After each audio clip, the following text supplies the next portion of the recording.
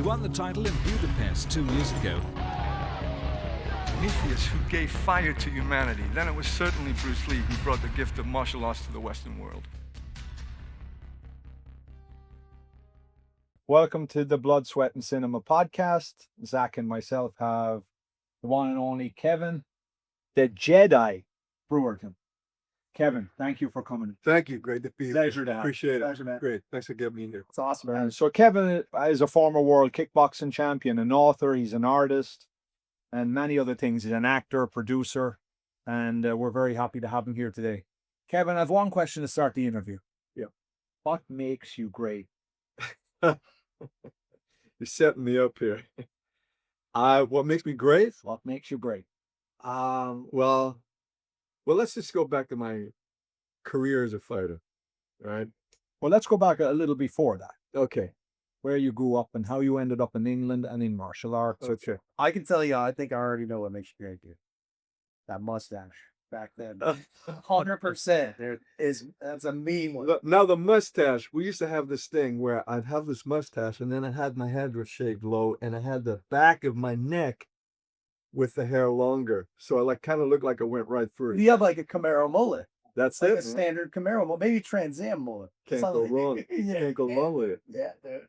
All about the mustache.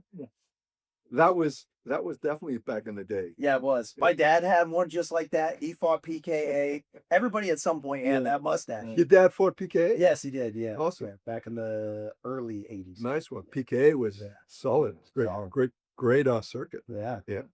Kevin, where did you grow up? Okay, I grew up in England, actually. People I am American, but I did grow up in England. I was born in Newcastle. So the early days of my life I spent there. And that's when I got into boxing. That's when I got into martial arts.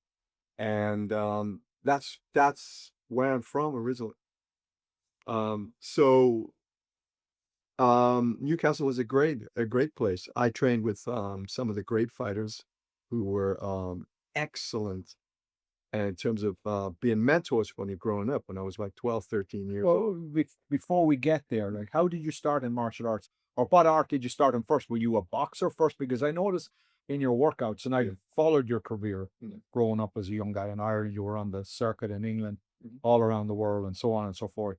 And I noticed your hands, for that time, with martial artists, of course, you had some that were boxers and crossover, but your hands were very like a boxer. So did you start in boxing first or you start in martial arts? I started in Kung Fu first, LaGar Kung Fu. And I'm just going to say this. When I was speaking to Mike once, our friend Mike, I said to him something similar when I was asking him about boxing and martial arts. And I remember he said to me, they're both the same because boxing is a martial art. And sometimes you forget that because you think of boxing being the boxing and the martial arts being the Kung Fu, the karate, the taekwondo, the Thai boxing, all of the other elements. So when you look at boxing as being a martial art, then it changes things quite a bit. Changes the scope of how you look at it. Absolutely, yeah. So it's a martial art without kits, right? Yeah. So I did start with LaGar Kung Fu, was in Newcastle, and it was with Robert Tin. He was the first instructor, okay? And then Steve Babs came in, and who was one of the greatest fighters that was ever produced from the UK. And Steve Babs was just pretty dynamic and amazing teacher. He was like spontaneous movement, exciting every time you go to class. I was just a kid then. I wanted to see, it was like watching a magician and wanting to be like him. And this was at the same time Bruce Lee, Enter the Dragon had come out. So all these things were happening. I was taking it all in. Later I started to train with Neville Ray, who was a great teacher as well. And those guys came from the LaGar A team, right? So they were really the origin of the British Kung Fu Association in terms of competition. Let's talk a little bit about when you said the LaGar A team. Yeah. Was there a B team, and what do you mean by that?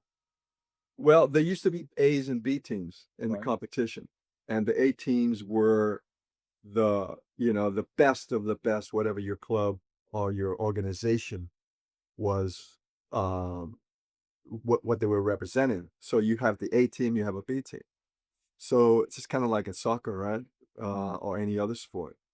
So the A team is like the top, obviously, the cream of the crop. Yeah. Now, when you learned LaGar Kung Fu, did you learn the traditional, or was it more Kung Fu coupled with fighting? Did you learn the art form? You learned the weapons? Yeah. Was it very traditional? Very traditional. Learned the weapons. We did all of the traditional aspects of martial arts, of LaGar. But LaGar was very famous in terms of, I think the fighters made LaGar famous, because in you got people, my predecessors, who actually became my teammates. I was in a crossover period where the guys I was looking up to became my teammates as I stepped into And you were referring to Humphrey Brooms. Humphrey Brooms, Clive Parkinson, Neville Ray, Steve Babs. One time I happened to be on the team at this. It just happened to cross over in a tournament where my instructor was also a competitor, and we didn't fight. He and I didn't fight each other, but that was a crossover for that moment, which it sometimes happens. Now, did you stay with LaGar Kung Fu? Did you study other martial arts? Because I know you box. Yeah. Well, boxing was a huge aspect for me. I mean, boxing changed that's what really gave me an skate. It just changed everything for me, because when I was doing Kung Fu, I was also doing boxing. I went to a boxing gym. I was doing boxing two nights a week, 3 nights a week in a professional boxing gym, amateur boxing gym. I was boxing as an amateur, and I was competing in martial arts tournaments. So I was doing 2 types of competition, boxing and Kung Fu freestyle competition. So it was that time as a boxer that really kind of give me an additional element that I could use as a Kung Fu, as a practitioner of freestyle karate. What was that element? Being in the ring, boxing, full contact, solid boxing, all of that, taking all of that and implementing it into my Kung Fu that aspect of martial arts, and merging those together. And that's one of the things that made me different as a fighter, because I was implementing and merging boxing techniques into the freestyle kickboxing. Let's look at it. It wasn't freestyle when I first started. When I first started, it was Ippon karate tournaments. Yeah. Point karate. Yeah. As it evolved, and this was the period of time when I was competing, it was when the sport was changing. I was competing, I was going back and forth to the USA, competing in the US, competing in England, competing in Europe. So I was competing, and I was bringing back what I was learning from all the major US fighters who I was fighting. I have a huge respect for each other. So I'd be coming back, and I'd have all this new concept of, I wouldn't say new, but it's just a new, opening up the elements, opening up the consciousness of what people are doing as fighters, and then just taking everything that works and then bringing it back. And then I was able to implement it into the fighting world in Europe. And that's when I did Blitz. That's when the Blitzing came around. So, what were you getting on the American circuit? Now, when we say the American circuit, was it the West Coast, the East Coast, or was it all over? It was mostly the East Coast, but also the West. So, what were you picking up on the circuit on the on the American side of the Atlantic, opposed to the European side? Yeah. Well, the European is, I think it's mostly attitude, really, and there's a little bit more of an entertainment element. But that doesn't mean, but still with solid martial arts foundation in the American circuits. So the American circuits were like very competitive. NASCA, North American Sport Karate Association, was one of the main ones. So we go out and fight. I'd fight in the circuit in the US in the same way I was fighting in the circuit, which was the FSK, Freestyle Sport Karate Circuit in the UK. So I'd be fighting on both at the same time, which is almost impossible to do. No one would ever do that. But I'll always set these challenges for myself. So I was traveling back and forth to the UK, to the US, fighting on the circuits. Then while I was fighting in the UK at the FSK simultaneously, and I was the #1 competitor for like 3 years in a row, because the circuit in the FSK it was a point-based circuits like in America. So that first started in 84, 85 for the first time. And it was like, wow, we got something to fight for now, because it's more like the American circuits. You're going to fight each tournament, and you don't just go to a tournament and fight. Now I can go to a tournament and I'm going to gain points. And each fight I go to, I get points, and it will give me a status on the circuit. And when I had that was, no one had ever done that before in the UK. When I had that to fight for, it really motivated me and all the other fighters, because we had something to fight for. Let me ask you this. So you mentioned that you did you do the point style fighting before you started doing amateur boxing, or was it about at the same time? That's a great idea. Great question. I started doing the Kung Fu first I was probably about a year in. Okay. And then I started doing the boxing. Because what kind of jumped into my mind when I was hearing you say that is, you said you picked up something from the boxing that you carried over to your freestyle fighting, right? Yeah, absolutely.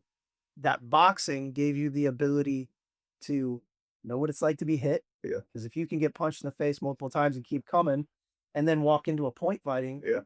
you have no fear of getting hit anymore, man. That's right. That creates more of a fighter mentality, more of that edge that made that person across from you. You have more confidence in yourself walking through something than that person does. So when you said that, it made sense that Yeah. might be what you were. And was that what you were referring to in regards to? 100%. Okay. You just articulated that Yeah. perfectly. Would it be fair to say that, because a lot of people think because it's point semi-contact is that Yeah. It's not like, it's not semi-contact It's a lot of the not. time. It's They're hard shots. it's book hard. Like early on in the 70s, 80s, I mean, then your Kitas talked about it. Oh, blood. Yeah. There was no pad. Yeah. And then, of course, it came to the pad. Yes, it's got it. But even at that, when you fought guys like Tony Sewell, Alfie Lewis, I mean, these guys were hitting you. We're hitting hard. We're We don't hitting hold back. hard, It's yeah. total full contact. Yeah. I mean, if you look at the history of the sport, kumite coming from Japan, which is ippon 1 point, but they're not holding back. And this is, our sport originates from Japan, point fighting. Which are obviously before that from China, if we want to go back further. But then, all right, so we look at the point fighting, right, in Japan. And when it comes over to the US and comes over to the UK, and then it changes after that. It evolved. It evolves. Yeah. So what they say in the era of my fighting career was the golden age, because it was the age of evolving into freestyle, which was so exciting. Yeah, because it didn't stop. It was continuous. So right? just explain to the audience, when you say evolving into freestyle, just explain to the audience what freestyle was and is. Okay, freestyle. Well, traditional would be you fight, you score 1 point, you bow, very structured, extremely structured. Maybe there'd be about 2 or 3 techniques that most people would use all the time. Ippon, reverse punch, wazari, back fist, maybe a foot sweep and a takedown. they were mainly the main elements of which is consistently used over and over. With freestyle, it's built on that, but suddenly you've got a rich hand, and then you've got a hook, or maybe you're throwing a 1, 2, 3, 4, 5, 6 punch combination roundhouse kick, and bam. Okay, how about that? 2 points, thank you. Usawa. Hey. Right? So there you see the evolution. Yeah. And this is the beauty of the sport. If you look at, you have to see, if you look at any sport or it's like art, right? To see what that art is, you have to look at what it was before, because what it is before is where it came from. And is how we come from, that same lineage of traditional. So we have to always honor that. And just for the audience, in the UK, the traditional karate was huge and had excellent fighters. You had Big Charles, Frank Brennan. Yeah. We can keep going, Terry O'Neill. I mean, This dude isn't it? It's like you know, you had a lot sea cattle. Yeah. You had a lot Yeah. of people. We can keep going. We could, yeah. Did these individuals have an influence on you? Like who, like you're boxing, you're doing LaGar Kung Fu. Was it one of these things where you just fall in love with this thing and you're doing it and you're obviously very athletic and young and tough and mass and vibrant and all that? Yeah. Was it that just spurred you into, just kind of pulled you in like a magnet? Or were you saying, okay, well, you were aware of somebody, the generation earlier? Yes, Like, absolutely. I want to emulate that. Eugene Codrington. Okay. He was an influence in the traditional, watching the traditionalists, the purists. What do you mean traditional? It's like Yeah. score and then White suit, gis. Well, yeah, Ippon Wazari, 1 point. Yeah. Gotcha. Okay. You seen them, right? What's Yeah. But when they did it, they're just kind of relaxed. Wow, That's it. done. Exactly. And it was, And it's the same one that Joe Lewis and Chuck and There you go. do, correct? Absolutely. well, they're sitting, well, yes, in the sense that they're fighting, but these guys were even more traditionalist than Joe Lewis and these guys. Yeah. Joe Lewis was more side stand. He was kind He of, started to emulate what you were talking But they about. started there. They started they the started there. But even in the 60s, I think Joe Lewis and those guys were a little bit more what you're describing. Yeah. Where I think Started to kind of rise. I think the Vic Charles and those guys were more like this. Yeah. Yeah. But you know, and there's, it's not one is better than the other. They're all brilliant and they're all at the top of their game. Yeah. These guys with that reverse punch or that sweep in the reverse, like you said, Rosari, Ippon, you know, Gatch. Yeah. You know, it's over. Yeah. Before you blink, like they'd Totally, come with a real round kick That's right. that was so fast. Yeah.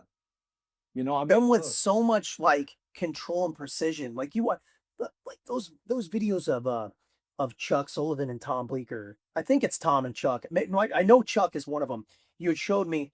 It's almost like black and white footage, but you see him throw that side kick. He brings it up and it's like, and it's so fast Yeah. at going in and coming back. Yeah. Screen doesn't even pick it. The camera didn't even pick it up. Yeah. Absolutely. The camera. Now, Bill Wallace comes from that tradition. Bill Wallace comes from that tradition, correct? Absolutely. I mean, we used to. He fought at the Long Beach Internationals. Oh, he fought Joe Lewis and a bunch of people. Yeah. Continue. Bill was great. I mean, we used to hang out. I used to train at the Thomas and Beck in London. It was one of the most famous boxing gyms in the country.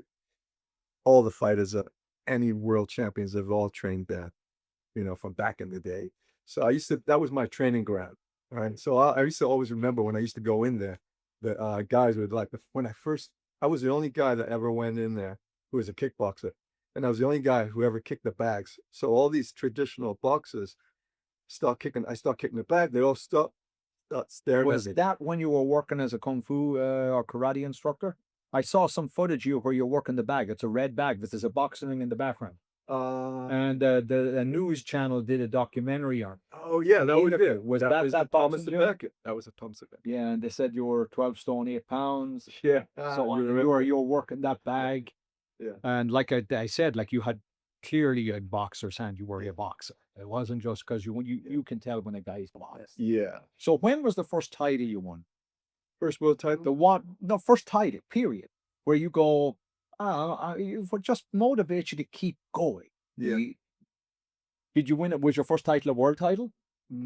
No, the first title was the first ever FSK championship in England. First title where you placed or won? Well, I had one other things Yeah. before, but the FSK, First major one.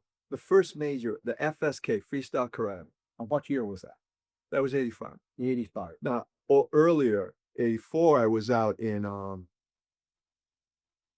I won a European title in Germany. Craziest thing.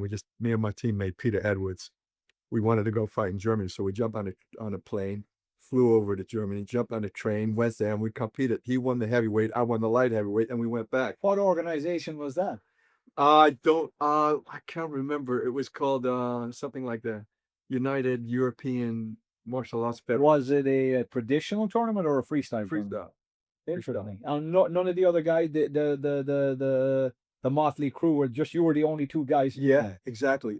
But that was a kind of like a secret. It wasn't a secret. We weren't keeping anything secret, but it was kind of like a It was like your own little thing. undercover. Yeah.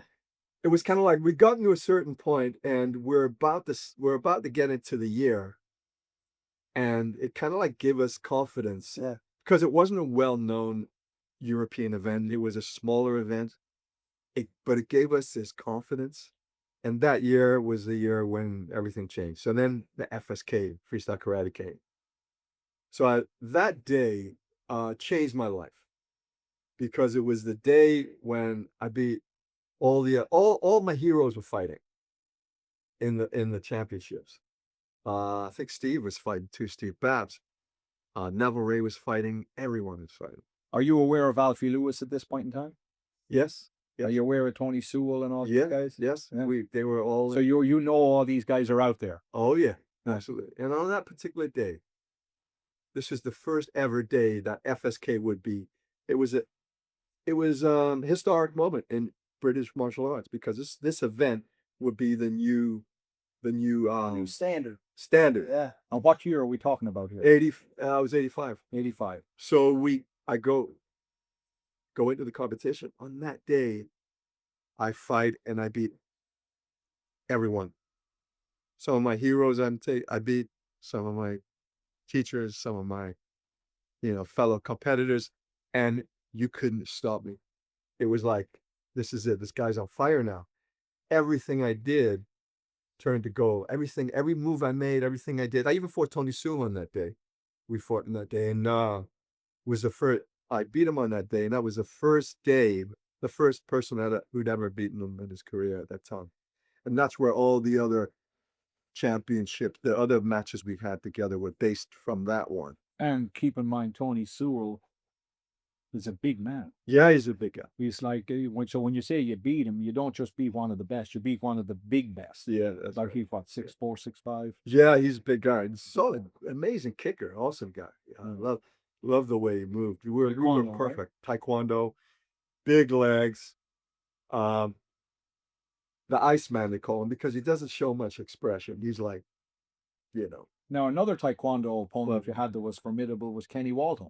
Kenny Walton. Yeah, Another those one. guys. He was a smaller guy though, right? He was a smaller guy, But he was good. but he was great. Yeah. He was really good. Taekwondo in the UK has always been huge. huge, Oh, yeah. massive, and 100% produced some great fighters. But outside of Taekwondo realms, like on the freestyle circuit, like Yeah. they talk about. So continue, Kevin. Well, I think the Taekwondo adapted as well, because when we went into the freestyle, karate was usually doing Ippon Wazari 1 point. Traditional Taekwondo were just throwing the legs. But then when we got into the FSK, the freestyle karate circuit, and they start coming in, all these other styles have to merge and implement and transform. That was what was great about it, including us.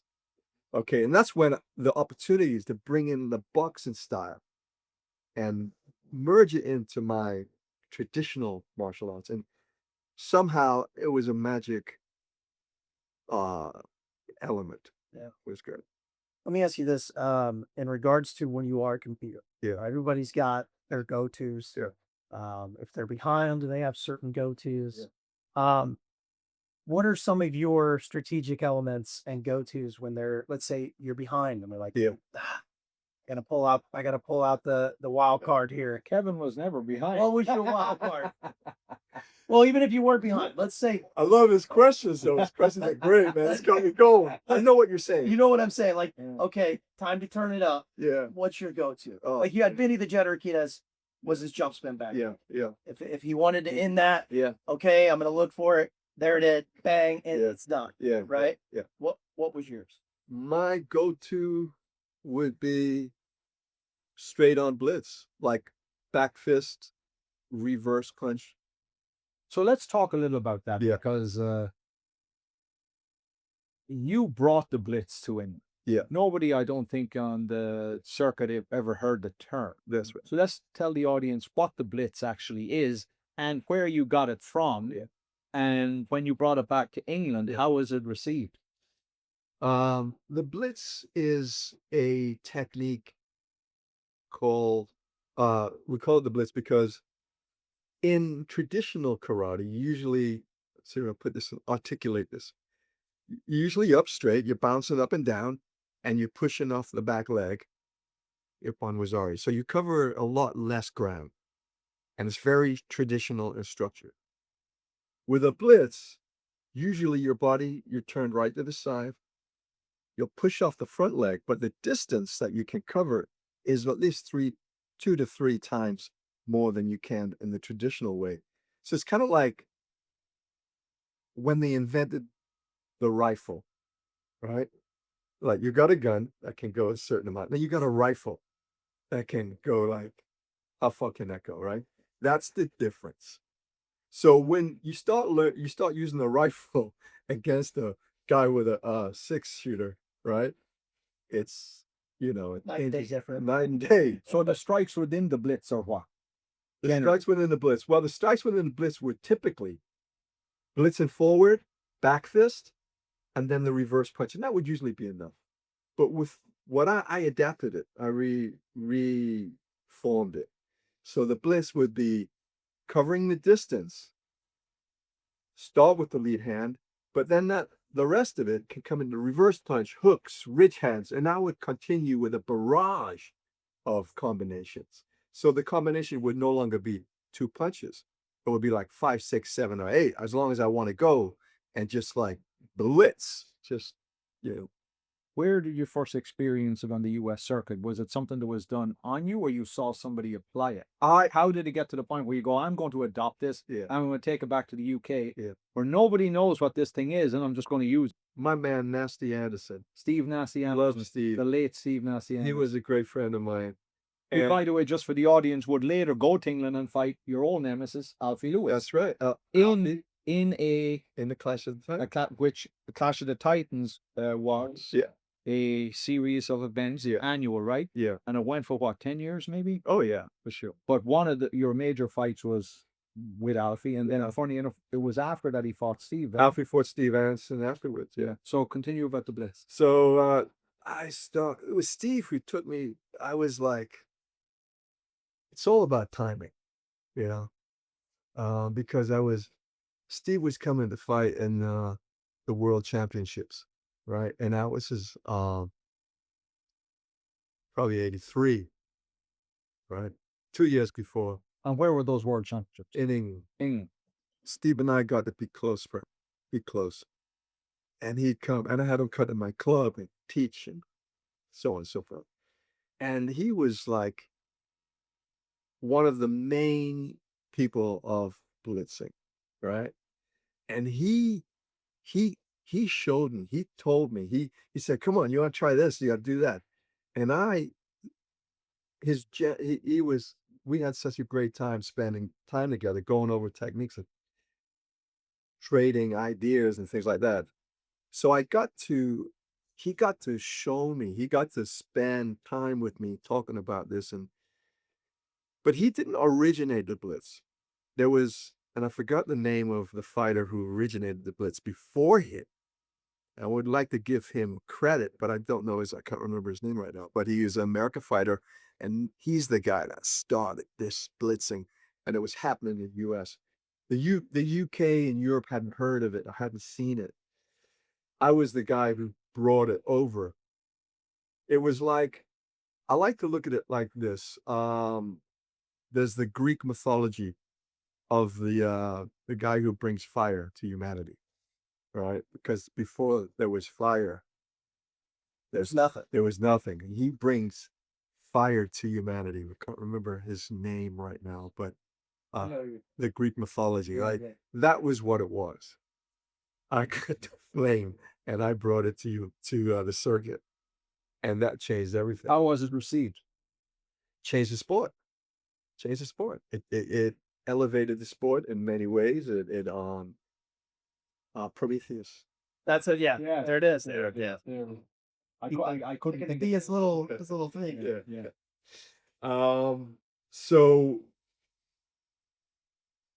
changed the sport. It changed everything. Everything changed. It was a catalyst, not just throughout the UK, throughout Europe. Well, they had to adapt to it. They'd never seen it before. There you right? go. They had to adapt. Yeah. It was like, you know, What's your first major championship you won? Major now. For now, you're up there with all the names that were before you and the ones coming up at the same time. well, I would say the FSK, the FSK. first one. I mean, there were other championships, but the one that put me on the map in the UK was the FSK. What was your first major event or fight? I would say the boxing world. In the boxing world, you always remember your first fight there when you're like, you're afraid. What's going to happen here? I'm going into boxing. We're going to be, I just remember that being exhausted, being fighting my way through, and then just the winning the fight. But what the boxing gave me was the an inner conviction to. I mean, look. All these things, doing martial arts, doing fighting. Yeah, we want to be fighters.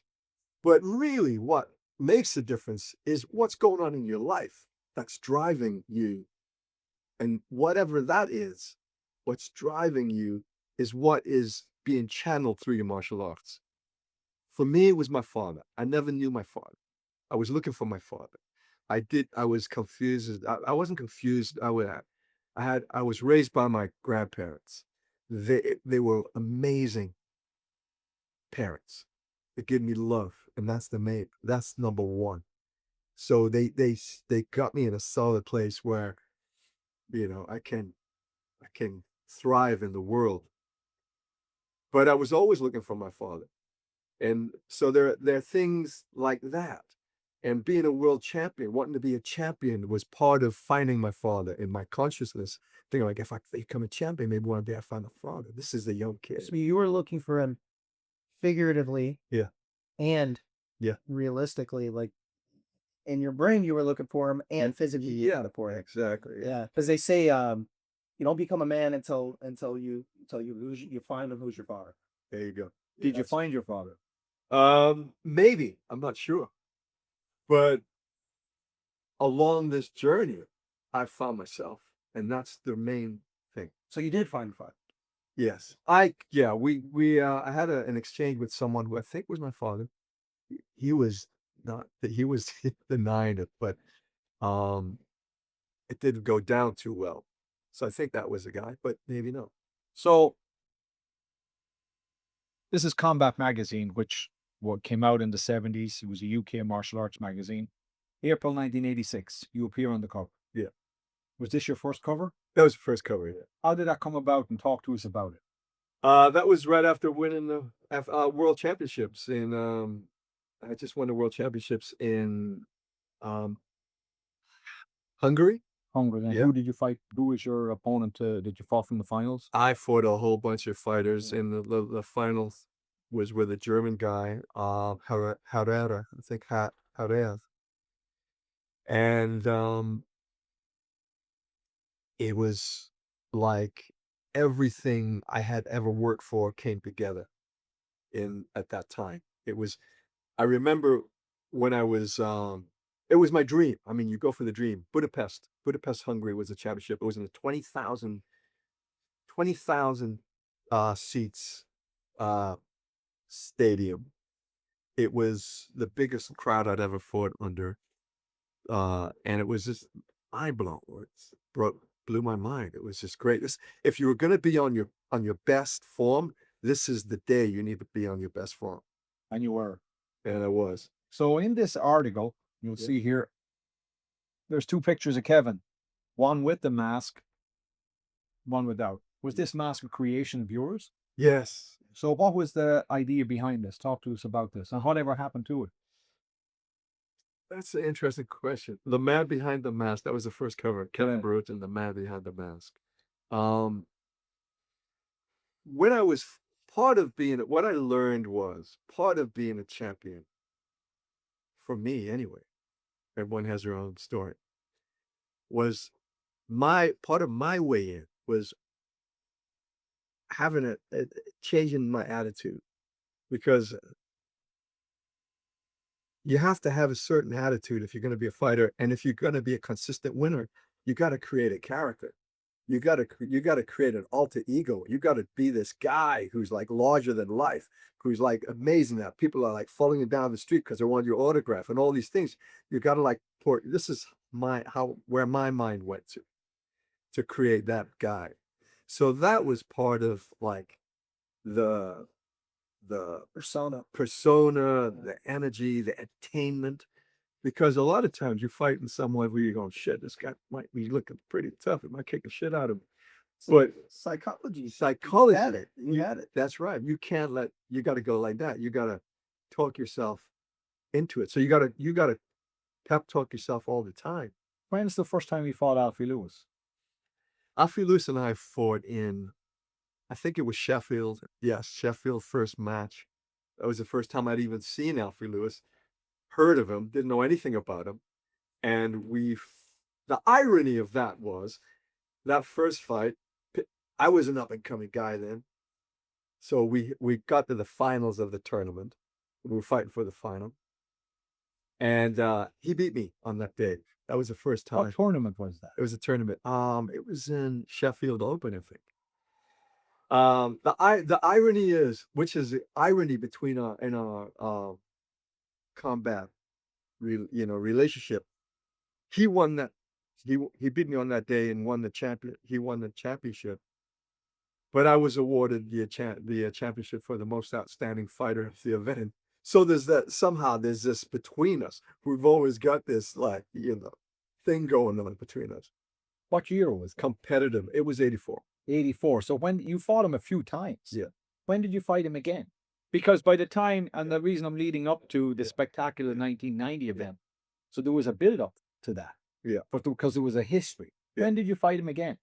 Oh, I fought him again probably, I'm guessing about, I really don't know, but I'm guessing it would be around, maybe a year later. And then we fought 11. We literally fought 11 times. Wow. Right. And out of those times, I think we kind of have 50-50, 5-5. And on the 11th fight was the Clash of the Titans. Right, which for the audience was Clash of the Titans was an event that was put on by Martial Arts Illustrated. Yeah. Which is this magazine, which was, the editor-in-chief was Bob Syke. Who was not only a great fighter, but he was just a brilliant editor. He really knew martial arts and everything. And in this particular, of course, we know you appeared on the cover. In this particular edition, which is August 1990, which is right in the lead up to the fight, there's an article, Return of the Jedi. Talk to us a little bit about this. Is in preparation for this fight. Yeah. And for the audience, we're talking about this event. Clash of the Titans, 1990. So you guys were basically, it was almost the equivalent of the Tyson Holyfield. Yes. Trilogy, or the Riddick Boa Vander Holyfield, dynamic that was going on throughout the 90s. Yeah, sure. So you could even look at Ali and Ali Frazier. Ali Frazier. Ali Frazier's a good analogy. Yeah. So talk to us about this. You're leading up to this. What's going on? How are you preparing for this? Because you guys obviously know each other. Yeah. There's a great competitive streak between you, but also this ultimate respect. Yeah. Totally. Yeah. And both of you are formidable fighters. I mean, this is, both of you know either one of you can win. Yeah. So what's different about this? Well, first of all, it was the biggest event in the martial arts history of the sport at that particular time. The this type of event hadn't really been done before, and people weren't getting paid. We got paid in this and these events, and it was incredible. It's like, wow, we're actually gonna do what we love, and we're gonna get paid, and we become champions. Doesn't get any better for anybody. But this championship was Clash of the Titans was very different, like nothing that anyone had ever seen before, done before. So it gave all the fighters that were competing a sense of placement. It's like, this is what we are fighting for. It's like going into the Colosseum in Rome without getting killed. But you're going in the Colosseum. This is the main event.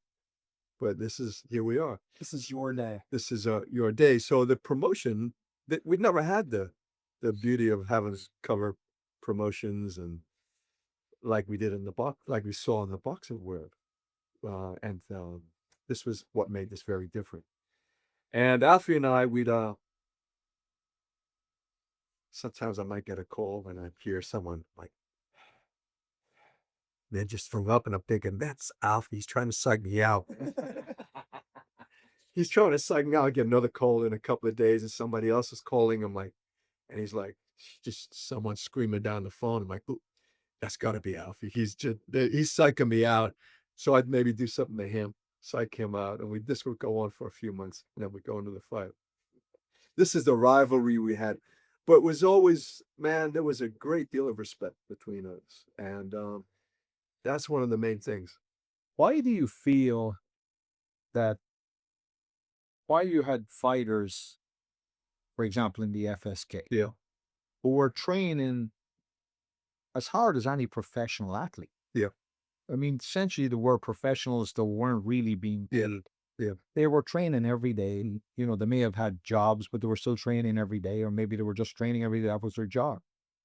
Why do you think that on some level that just the fighters, and not just the champions, but just the competitors in general, and the organizations and the events just didn't get bigger? Right. Like they were big and they were getting bigger, but they could not compete with, for example, boxing, obviously. And even taking the competitive thing out of it, meaning like, well, boxing is this, and they're like, why do you think they just didn't get bigger? The fighters themselves? No, just the events, organization. the organizations, the events, the whole thing just didn't get bigger. Where fighters, could have been making pretty good living. Yeah. Was it just too early? It was early, I think. And this is what made this sport different. And it's kind of ironic because it didn't really evolve much further through that in terms of the freestylers getting paid. But at the same time, I truly believe it has some influence on MMA. Oh, 100%. The creativity of MMA, of the freestyle, because this would be you got the traditional, this is as we talk about. Like the predecessor. We talk about Kumite, traditional hardcore karate, shifting into freestyle, shifting into MMA, right? So we were a conduit to take it into that. Well, even Bill Wallace, he did the commentary for the first UFC. Absolutely, So, yeah. I mean, people understood that he had stood out into that whole world. Yeah. And everybody thought in the first UFC that it was going to be either a kickboxer or somebody along those lines that was going to take everybody out. Nobody figured that somebody's going to take somebody down, choke them out. Yeah. Well, also, That's right. And some of those fighters at that time, they were doing jiu-jitsu already. And doing wrestling and stuff. It's not like they were oblivious to it. Yeah. Not all of them, because you'll see in some of those fights where, the guy just charges in and takes the guy. Of course, that's not the rule. So the ref is, it's stop and you get up and you're broken apart. Right. But you could see that some of those guys did have some form of grappling experience. Yeah. I mean, the round kick goes up, they go under, sweep the leg, and then they're on top of the fighter. Yeah. And you were allowed to throw the punch, but then it was stopped. They didn't know where to go there. They didn't know where to go. That my point is, some of them didn't know where to go. I believe some of them did know where to go, but it wasn't the rules. You had to stop. Right. You know, I think it's I think it's very natural when you're in a like. I mean, I've had fights at school when I was a kid where I'm on top of the guy and I'm raining down punches. I think it's just kind of instinctive and common sense to know that if you're in top, you're going to rain down. Yeah, for I sure. mean, I don't think that's any new. You know, anybody found this ground and pound. They put a name on it, ground and pound. How Right. you get into it might be a little bit more sophisticated. Yeah. But the thing is, when you're on top of somebody, you're raining down punches. You're grounding and pounding. I think Yeah. most kids at school were in that position at some point on the soccer field. Totally. They had No? just had Yeah. they hadn't had the chance to really put that into a real application until that time period. Until that original UFC one. Well, you know, there were things going on. Like, didn't Pancreas have like Well, to be they had their fair, own stuff? to be fair, look at Shoot fighting had some stuff going on. why people say MMA is a new term, a new name, whatever you want to call it, this and that. The truth is that mixed martial arts have been around for centuries. Yes. And they were doing it at the Colosseum. Right. Yeah. They were doing it in ancient Greece. They've been doing like going back as far as the 20s and 30s. You've had wrestlers fight boxers. Yeah. But it's like everything; it evolved to a point in time where the timing was right. It's mainstream though. Yeah. It's essentially what it is. That's the only difference. It became mainstream. And while I think fighters today got better at different art forms, is because it's very specific now. You know you're not going to go into an MMA fight if you're just a boxer. You're not going to go if you're just a grappler. You're not going if you just do Muay Thai. Yeah. Everybody's aware. You need a cup. You don't need a lot of everything. You need 4 or 5 things, some 4 or 5 disciplines, and if you can master them, you're pretty good to go. Now, then it's down to the psychology in your character. Yes. Yeah. Because if you look at what happens, I mean, how many techniques in jiu-jitsu? 400 or 500? How many do you use Get a flyer. 5? Yeah. 5 minutes. 6? Yeah. You know, judo, there's what? How many techniques in judo? 65, 67? Yeah. I think there's 3 to 5 Yeah. that are you use. Just maybe a few throws. Yeah. Yeah, You know? you know. And then the cool thing about it is, even when you look at MMA, Yeah. it is now even evolved from when it initially became MMA, because it initially would be like, I'm going to fight MMA, so I'm going to train at this school for stand up. Yeah. I'm going to train wrestling over here. I'm going to do jiu-jitsu over here. Yeah. Now you have these kids, 7, 8 years old, want to get into MMA, and they go into a school that is a one size fits all. Mhm. They learn it all. Yeah. They're trained specifically in what works for that sport. So it's become a sport. It's a sport. It's Yeah. not true fighting. It's not true fighting. It is a sport. There Yeah. are still rules. Yeah. So we still truly don't know what actually is going to, we know per se.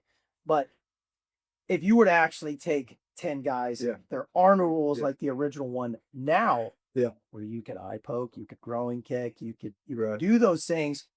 Now you're talking everything changes up again, because the original MMA rules and you're all standards at that not point. gonna always been. At that point, you're a guy who's less talented could easily win Exactly. because you can Yeah. get a thumb in your eye Very quickly. easy from anybody. Yeah. Your 6-month-old kid can Yeah. incapacitate you by just Yeah. doing that. Well, yeah, I You mean, know? just that Yeah. original, block and go straight to I mean, you're done. You're done. There's Yeah. nothing. Yeah. Look at what happened to Aspinall just 2 months ago. I mean, he hasn't even been able to fight since because he got an accidental eye poke Mm. and shut everything down. Yeah. You know? It's too bad about it. Yeah. So, Kevin, going back to you had a pretty famous fight with Gary Daniels. Oh yeah. Talk about how did that come about? When did that happen? Well, we didn't compete. We just well, yeah, it was a full contact kickboxing fight, right? no, we didn't. No, You guys Gary. didn't have a fight with Gary Daniels? No. No, Did you see us on the cover?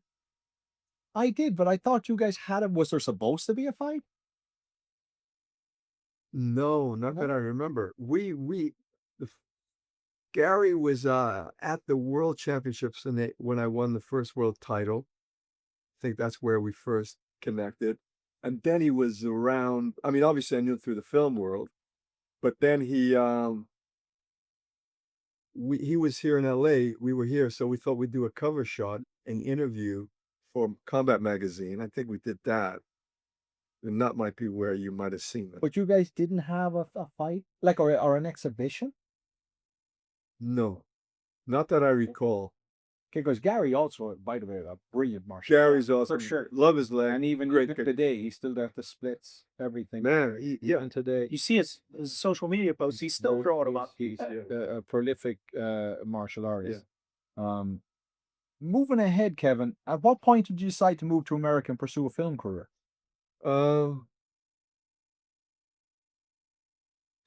I it's quite a while ago, 20, 30 years ago. And how did that come about? Like, were you retired from fighting and said, I want to do this? Or what were you doing in between? I was fighting, and I was still on top, and I thought to myself, I just had this sense.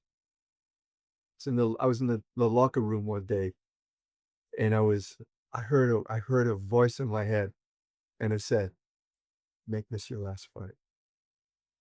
And I knew then that I was ready to change, to go on the other path. But so then I started coming to California and started to pursue active career and bring my martial arts over here. But I don't see. This is how I always think about it. Is I always think about it as not. I never quit fighting. In my mind, in my head, I'm ready to compete tomorrow if need be, because I want to take that same energy into the creative things I'm doing. Whether I'm fighting or not doesn't matter, because my philosophy is you take out of the ring and you put it in your life, in your everyday life. And it's a mindset. Martial arts is a mindset, as you know. So how you live your life as a warrior, as a fighter, as a martial artist, it goes into everything that we do. So I haven't stopped fighting. It just shows up in different ways. It's just a different fun. Exactly. In different ways. It happened all the time. Well, your opponent was always yourself. Even when you were in there across from somebody else, your opponent is always yourself. That's So right. you're just in a different arena. Well, like Costamato said, fighting's 80% mental. Yeah. Absolutely. 80% mental. Well, that was what I was gonna say before we were talking about competition and things that changed. What changed for me? I always would say I would be like maybe one of the hardest working ever fighters, or to be a fighter. I could never win.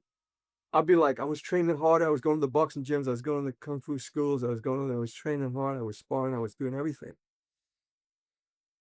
And then one day, and I would come second. I would come third. I would come fourth in tournaments. And then one day I said, damn, I'm just going to go out and have some fun today, because shit is not working. And that was when I said that happened to be the first FSK event when I become number one in the championship. And then I realized that you can have all the intensity to do it, but you got to chill. You got to like have a balance. You got to be like, have some humor, have some fun, make fun. This is why Ali was my hero. I learned from Ali. All that joking, all that laughing, I learned that when you're doing that, because I used to do that, because he taught me. Because when he's going, I'm going to do this to Fraser, inside he could be like, Fraser's looking pretty tough, because I would be thinking that with my opponents, but I'd be like, you're not going to last 2 minutes with me. I would be doing, things that just, but what it does is get you in a state of mind where you're free. And it puts it out into the universe. Puts it out into the universe. That's another thing. It changes the energy that you're putting out there. And you change. And suddenly when you're fighting, your combinations, they have something else to it. I can't explain it. When you fought Alfie, Yeah. you wore a United States fighting outfit. Yeah. Why a United States flag? Because I do see myself as American as well. I mean, I'll be, over the years, but I also think that's part of my persona. That's always been part of my persona, fighting. Or was a part promotional, like US versus England sort of thing? Was that Well, it kind of helped. It kind of did that.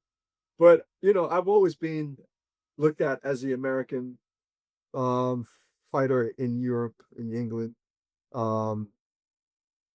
throughout the the latter part, the most part of my career. And that is part of we all have a persona. We all bring a persona into, this is the Jedi.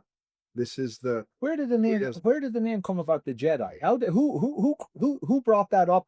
How did it stick to you? that's a weird question, but I'm gonna answer it. Like they call Vander Holyfield the real deal. The real You're deal. the Jedi. How did it come about? It was weird. I think I channeled it because I was in my kitchen once. I just seen Star Wars back in the day. And I was just like, I was an up and coming fighter there. And I was just in the kitchen. I was just thinking about the movie. It seemed like a day before. And I thought, voice kid in my head said, "You're the Jedi." I said, "All right, I'm the Jedi." It's wild, I know, but that was So it. you came up with that yourself. Yeah. The life is too, man. Yeah. It's weird. You keep bringing up a lot of things where I'm seeing in my own life with Yeah. certain things is like you hearing a voice. You know, I had a voice 10, 11 years ago that said, maybe get out to California and go after your career. We don't have enough time for this. And that voice would get louder and louder to the point where I can't go to fucking sleep. Yeah. You know, that kind of thing. That's it. And then another thing that you had mentioned that I really connected with is you said you have to find the balance within, yes, you're going after this sport. You want to be the best. You want to, but if you put too much pressure on one thing, you burn a hole through the door. And what I'm saying by that is, you know, if you're going to sand a door before you paint it, and you get your sander out, you put it on whatever level you want, that sander, that's you at that time. But you got to find that perfect balance to sand it, because if you press it too hard, you burn a hole in the door. There you go. And you ruin it. And that kind of works with everything. You've got to have the drive. You have to be the sander, but then you also have to find that perfect balance in that sense. And you have to know when to quit too. That's a perfect way to put it. Yeah. Because that's exactly what it is. Yeah. Fight after fight after fight. You can't quite win. You come in second, third all the time. You can't quite get it. What's wrong? You're training harder than anyone else. You're doing, you're showing up. You do everything. You're like 200%. Take a few steps back. Take a few steps back. Then suddenly you kind of like and then you're free. Breathe. Yeah. And all the techniques come like it's The more flawless. elusive, everything. Flawless. Yeah. Yeah. How did the LaGar team? Who put that together? The LaGar team? Yeah. The famous LaGar team. So, just for the audience, I mean, on the FSK circuit, those times you had teams. Yeah. You had the Warriors. Yeah. You had LaGar. go. Yeah. Birmingham. You had Southampton. Yeah. You had. So every area had a team, and they were all great fighters. Yeah. Who selected your team? Was that done by your instructor? Were they all in your same school? Were they all actually LaGar fighters, or was that more vicinity pick?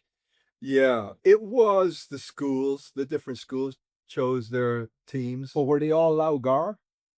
Was it like coming from that organization, pulled the best fighters from each club, or was it all from the same club, all those guys? Jeremy Yao was the head of LaGar at the time, so he'd be choosing him and Neville Ray or Steve Babs, and those guys would, pick the team. They would come out of the LaGar people who were training in LaGar, the best competitors of that style in the schools, and they picked the A team out. So it was like an elimination effort, almost to pick the best of each school or area or whatever. Now, How does the LaGar go? How does the competition go? Is it like point style? Is it continuous? Okay. Point stuff. Yeah. Okay. Yeah. And how does that differ from standard karate point style? Very similar, but the karate was always a little bit more stricter. Yeah. Yeah. Okay.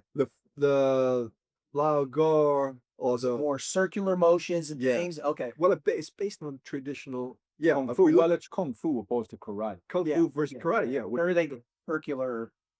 exactly. Kung Fu is circular, more open, there's a little more space for free movement. Correct. It's not as maybe rigid and as rock solid, That's right. powerful in its methodology. That's not to say that each fighter is not powerful. Of course, but I'll tell you Yeah. an analogy regarding those karate and kung fu. They say that karate would be a hammer, right? Boom.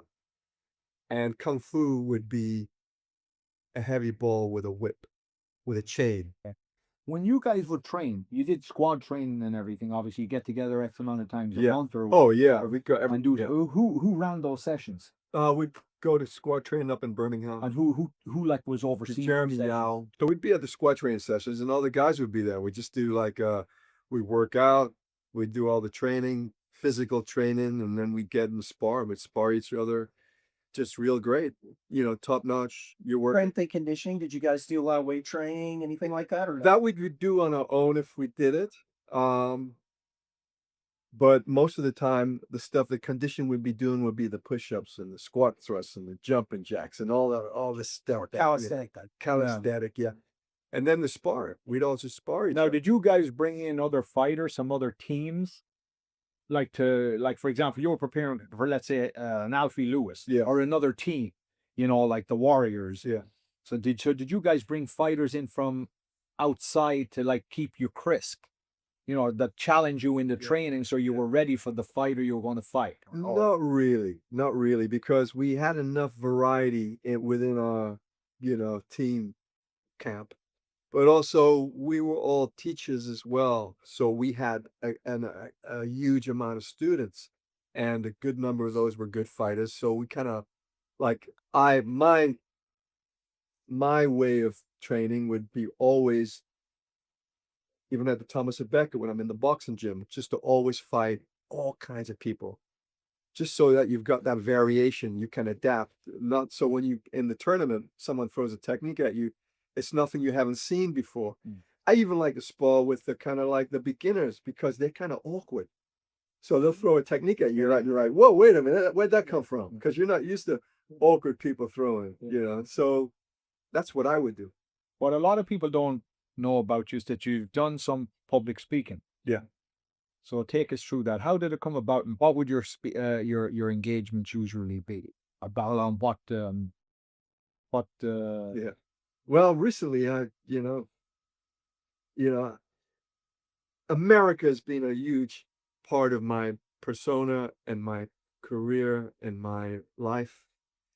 And but recently I was actually at a TED Talk, and I got to go back to the place I was born in Newcastle to do a TED Talk. So that was great. So when I'm talking, usually it can be any number of things because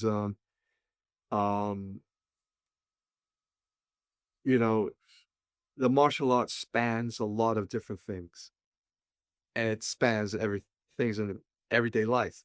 So it depends what the circumstances are, but I usually talk about my journey, which is I get to share my journey and talk about how it's helped me and what I've been able to accomplish in my life, and how sometimes difficult situations are the best things for us because they make us strive and we learn. It's part of the things we're here to do. It's why we're here on the planet, right? For whatever reason.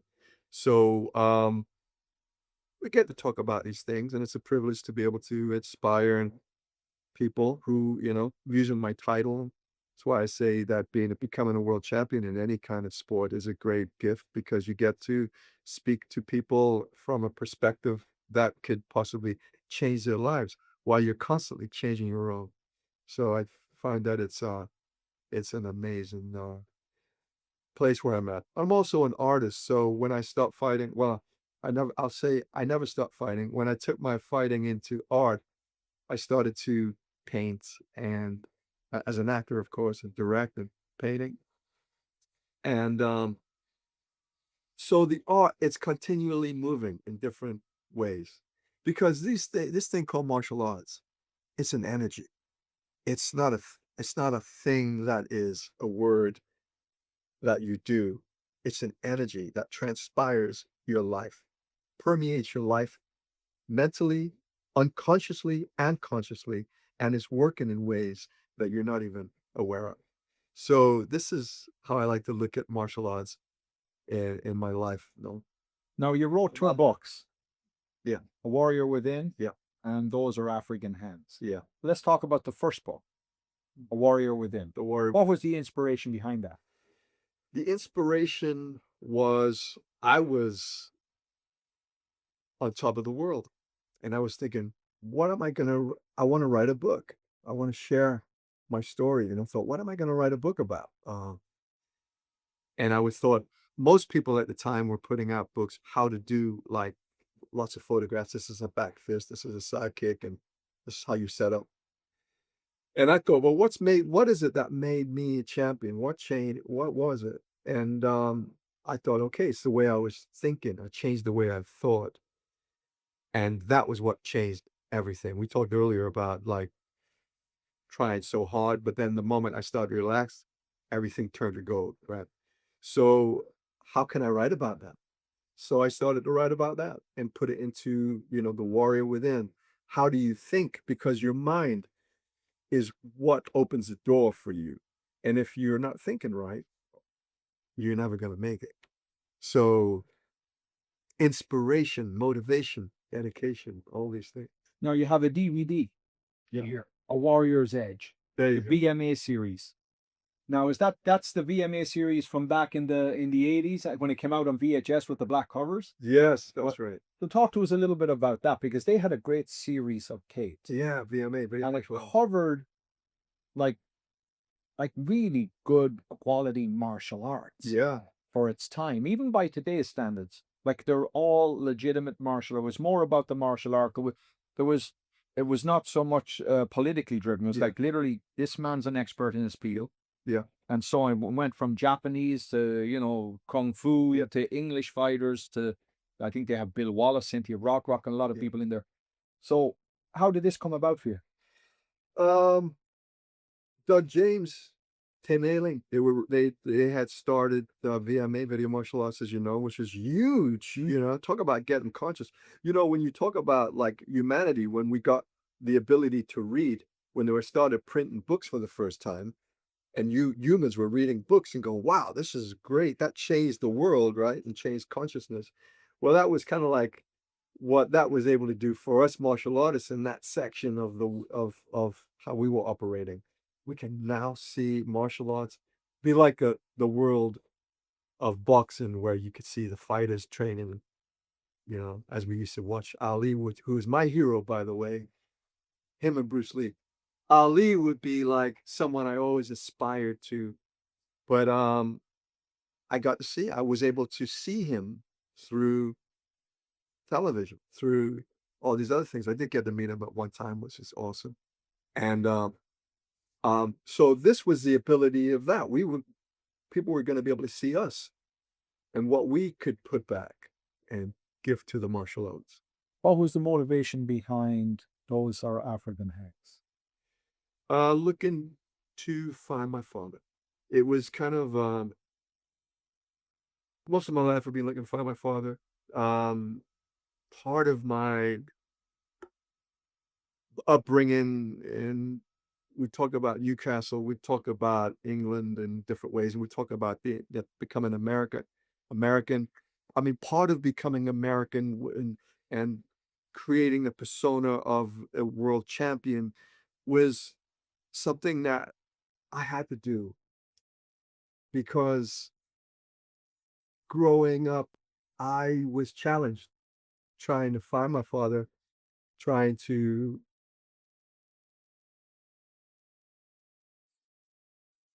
it was tough, kind of.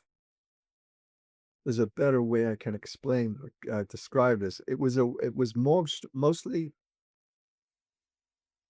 feeling shut out.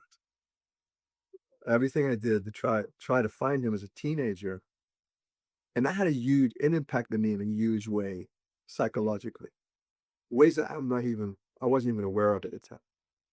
But what it did was, it did give me a drive to be a champion, so I could prove myself. Part of it was like, hey, screw you, I don't need you, I'm going to be a champion. And part of it was like, I can show the world that I'm, worth something.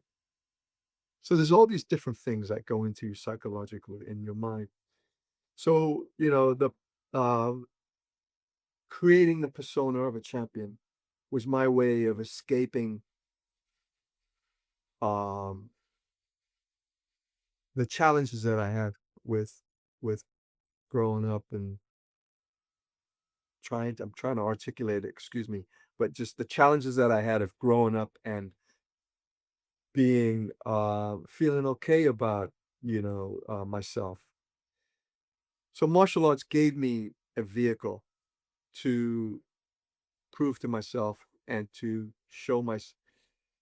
to show up in the world and be fully me without feeling like there was anything less, Anything that was missing. anything that was missing. That's a Yeah. great way to put it. Yeah. So I could show up in the world, and while that was happening,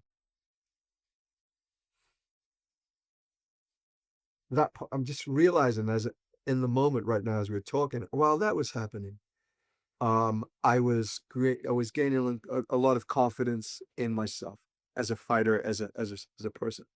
And then when I came to Los Angeles later, this is a later point. So I was in the States back and forth before. When I came to Los Angeles, I went into an acting class, and it was Milton Katselas was the teacher. He was the owner, the teacher.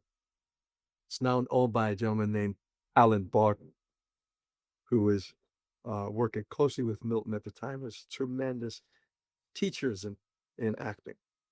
And I went in there, and I remembered the first day I went into my first Kung Fu class.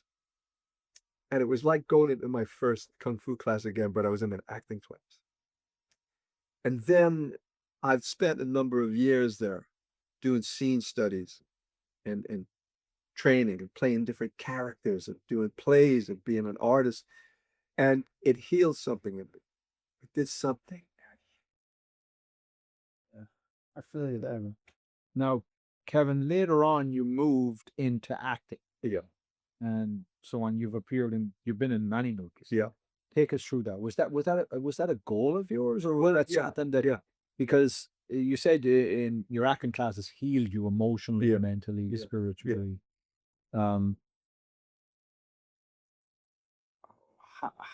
Was that an intention, or is that something that happened? Not at all. Not at all. I mean, I came, to Hollywood wanting to be a movie star, like most people do.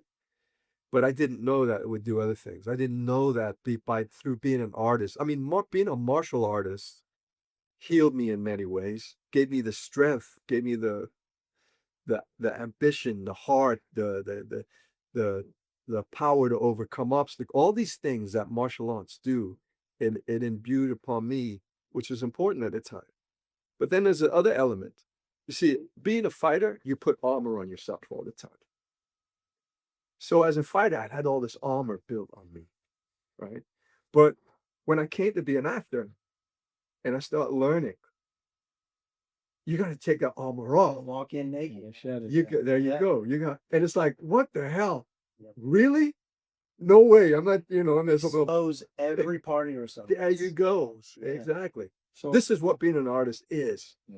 So between the two of them, right? I had to do what I had to do then with the armor to become a world champion, because you got to have armor because you're going to kick some ass. Yeah. Right. And then you got to let it go. You got to take the armor off later, show your hump. Yeah. That's what it's about. I was going to go back real quick. I'll try to articulate this as best I can. And the father thing. Because I read a lot on psychology. I have a degree on it, and this interests me. This whole thing interests me. And they say as a kid, your whole life, regardless if your father is in your life or he's not, you are trying to find your father. Your entire life, you are trying to find your father, because you're trying to impress him. You're trying to understand him. You're trying to learn how to be a man. Yeah. You're trying to emulate him, regardless if he's in your life or not. That's what we're built DNA wise to do. And then you find him. And the moment that you become a man is when you kill your father. And I don't mean by an actual death. I say that as a metaphor. Yeah. You're killing your father because one day you realize that guy that you were searching for your entire life doesn't have the answer. Does not have any of the answers, because he's the same man that you are, searching for the same meaning in life, the same answers to everything. Yeah. And there are no answers, only your answers. Yeah. So they say the moment that you become a man, now not who they is, but the moment that you become a man is the day that you kill your father. And it's a metaphor, kill your father. Yeah. And then the day that your father is gone, you bury your father. That's where you truly have the capability of living life. Yeah. Because now you know there is just no. That's all out there that can do it. And Jordan Peterson, I'm not sure if you know who Yes, he I is. do, yeah. I listen to him a lot, and he has a great saying about this, and he parallels it to certain aspects of certain preambles and certain things, but he talks about it as is it Pinocchio where he lives in the belly of the whale? Geppetto Oh, yeah. gets swallowed by the whale. Yes. And then he comes out and that basically is the whole metaphor that comes into the burying of your father. That's when you slay the dragon, which is your father, Yeah. and then you get out there, you live the life. There you go. Everybody's fighting a battle, eh? Everyone is, absolutely. Everybody's slaying their dragon. It's the dragons that you choose to slay. That's the dragon. You know. Kevin, one last question. Yeah. For the audience. Yeah. Would you come out of retirement to fight Alfie? Is Alfie watching this? Alfie! Alfie, I'm coming for you, brother. I'm coming for you. I'm coming for you. Look out, put your gloves on, Alfie. Love you, brother. On a serious note, would you come out of retirement for one last battle with Alfie? I would, yeah. We should talk to Alfie about that. Yeah. Should get you guys both on. That'd be great. But I mean, for all the when we talk about this is not I'm not coming from this point of view for fun. Yeah. I'm coming about this point of view where a warrior never dies. Never Dies. Never. I mean, you may be, a little bit on the other end, age-wise, so on and so forth. And I think there's no better time right now for a rematch. I think this is the perfect time. I'm down. I'm game. To show that, It's a mentality. Age is a mentality. Age is a mentality. Age is a mentality. You had you who was a great fighter, great warrior in your day, physically on the mats we're talking about. That's still nothing has changed. And Alfie's the same. Yeah. And there's many others, but the great rivalry. Yeah. So you would come out to fight Alfie. Alfie! John, we got to talk and make this happen. Coming at you, Alfie. We love you, Alfie. So, hey, you guys are a pretty powerful pair team here. And getting to what we're getting at here, right toward the end, is so at the heart of everything. So deep, so powerful. If you take two things away from this, and there's nothing to take away from the interview, a warrior never dies, and everybody's fighting a battle. Everybody's fighting a battle. And also turning it around, killing your father. I'll tell you, there was this. I showed up on the doorstep of my, who I thought was my father. This, not that long ago, maybe 15 years ago. And it's amazing what you said, like, maybe you're always looking for your father. It made me think right now, maybe I'm still trying to reach out to him. Okay, but on the unconscious here, right? Yes, it's deep, so deep. Yeah. So I went out to where he was in England. This is in England, and who you think is your father? I think it is. This one night, my daughter was in the car. At the time she was about 7 years old, and she didn't know what I was doing. And I pulled up. I drove the car, and I had his address. And I thought, next time I'm in England, I'm gonna go check this guy out. So I did. And I happened to be with my daughter. I drove off to the town. I said, hey, just sit in the car for me for a little bit. I'll be right back. She was like, okay, Dad. And I go knock on the door. This is the day I can try to get to all my life. I knock on the door, and he answers, a woman answers, and she goes, hi. I said, I'm looking for such and such.